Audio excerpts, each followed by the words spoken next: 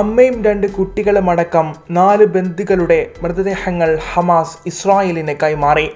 Khan യൂനിസിൽ red cross സംഘമാണ് മൃതദേഹങ്ങൾ ഏറ്റുവാങ്ങിയത്.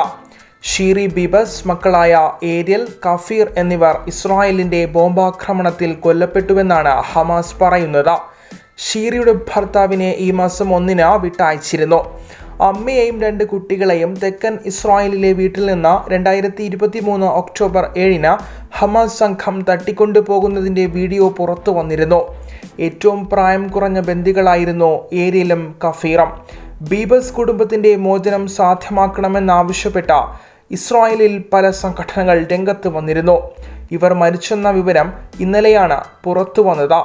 ജനുവരി 19-ന് നിലവിൽ വന്ന വെടിനിർത്തൽ കരാർ പ്രകാരം ഇതിനകം 28 ബന്ദികളെയാണ് കൈമാറിയത്. പൊതുസ്ഥലത്ത് സായുധ കാവലിൽ മൃതദേഹങ്ങളടങ്ങിയ പേടകങ്ങൾ കാഴ്ചയ്ക്ക് വെച്ച് കൈമാറിയ രീതി ക്രൂരവും രാജ്യാന്തര നിയമങ്ങളുടെ ലംഘനവുമാണെന്ന് UN മനുഷ്യാവകാശ വിഭാഗം മേധാവി ഫോക്കർ ടുർക്ക് പറഞ്ഞു.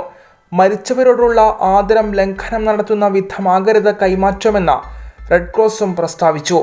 അതിനിടെ അധിനിവേശ വെസ്റ്റ് ബാങ്കിലെ അൽഫറ അഭയാർത്ഥി ക്യാമ്പിൽ ഇസ്രായേൽ സൈന്യം നടത്തിയ വെടിവെപ്പിൽ 3 ഫലസ്തീൻ യുവാക്കൾ കൊല്ലപ്പെട്ടു.